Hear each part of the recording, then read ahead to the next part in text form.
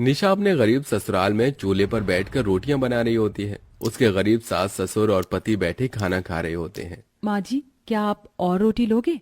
नहीं बहू, बस हो गया, तुम अपने लिए खाना बना लो। तभी घर के बाहर अचानक से गाड़ियों के रुकने की आवाज आती है। घर का दरवाजा खुलता है और सामने से निशा की गोरी बहन तनीषा आती है। वाह, जैसा मैंने सोचा था बिल्कुल वैसा ही है। तुम्हारी काली शक्ल की तरह तुम्हारी किस्मत भी काली ही है। इसलिए मैं तुम्हारे ससुराल वालों के लिए बहुत कुछ लेकर आई हूँ। ये मेरे एक ड्राइवर के पास काजू कतली, रसमलाई, गुलाब जामुन जैसी मिठाई है।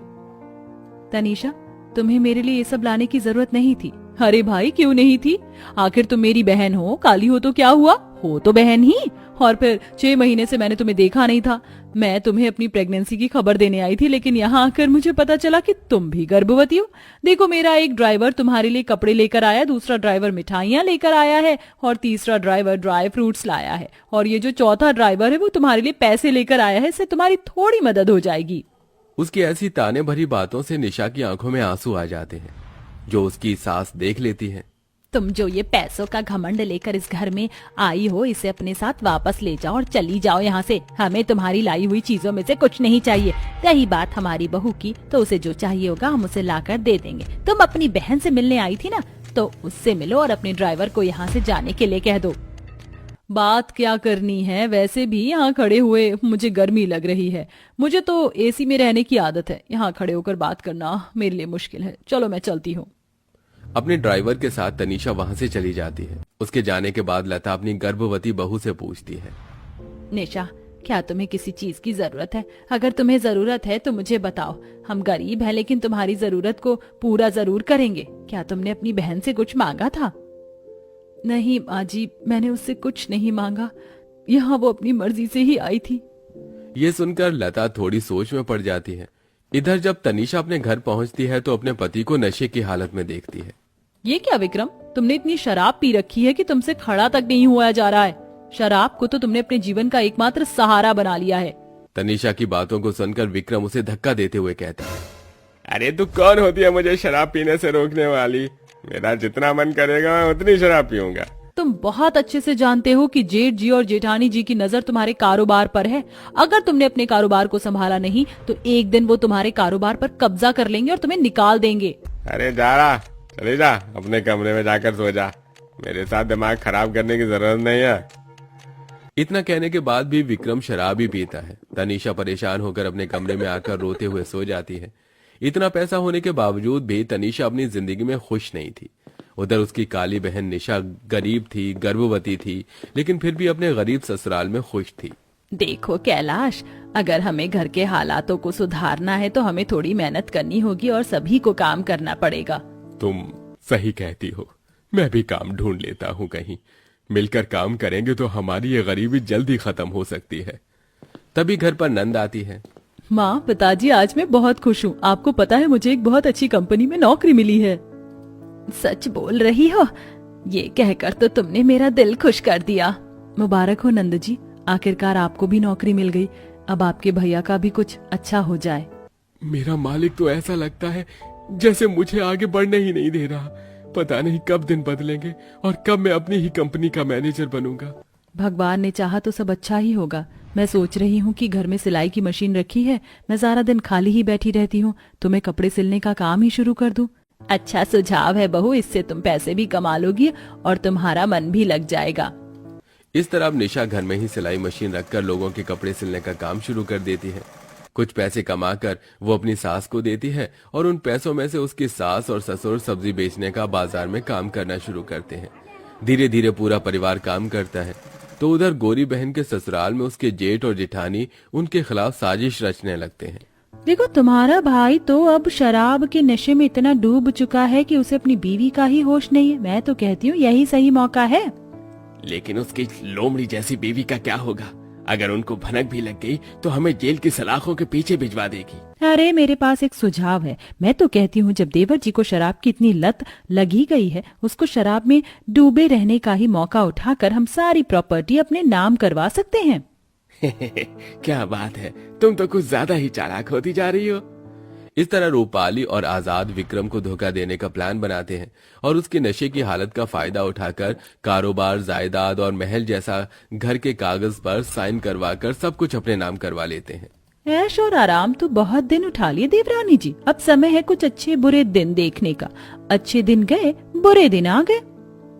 तुम कहना क्या चाहती हो जेठानी जी? कि ये कारोबार, ये घर, ये सब कुछ हमारा है, तुम्हारा कुछ नहीं रहा। अपने नशेड़ी पति को उठाओ और यहाँ से चलती बनो। नहीं, ऐसा नहीं हो सकता, ये झूठ है, ये सब कुछ हमारा है। तनीषा के इतने कहते ही रूपाली उसके मुंह पर हर चीज का प्रूफ फेंक कर मारती है। अगर ये कागजात देखने के बाद भी तुम्हारे दिल को तसल्ली ना हो तो मैं तुम्हें कोर्ट तक भी खींच कर लेकर जा सकती हूँ। तनीषा जब पेपर पढ़ती है तो सब कुछ उसके जेठ और जेठानी का हो चुका होता है। जिस बात का डर था आखिर वही हो चुका था। ना चाहते हुए भी तनीषा को अपना ही घर छोड़कर अपने नशेड़ी पति के साथ घर छोड़कर जाना पड़ता है। अचानक से सब कुछ बदल जाता है। इधर निशा अपने ससुराल वालों के साथ खूब मेहनत करती है।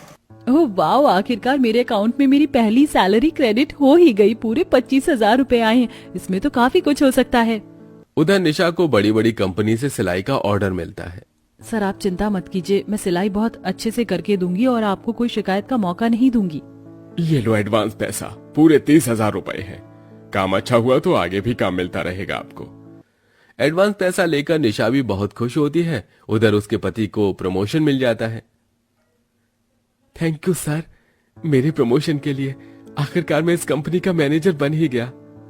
तुम्हारे काम और तजुर्बे के चलते तुम्हें प्रमोशन मिला है और अब तुम्हारी तनख्वाह पूरे 50,000 रुपए हो गई है।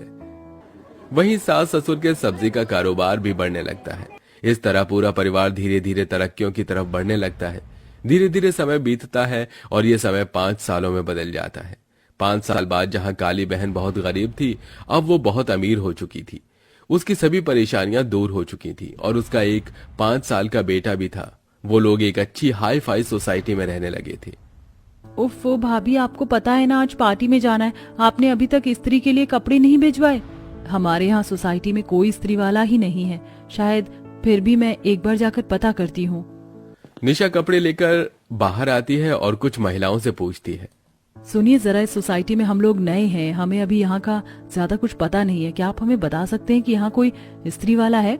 हाँ, यहाँ पर एक स्त्री वाली औरत है, बेचारी बहुत गरीब है। थोड़ी सी दूर पर उसका छप्पर है जहाँ वो रहती है। देखना उसका नशेड़ी पति घर पर ना हो, वो कस्टमर को देखकर बवाल करता है। बेचारी इतनी मेहनत के बाद भी सुख से नहीं रह पा रही है, उसका पति उसे बहुत दुखी करता है।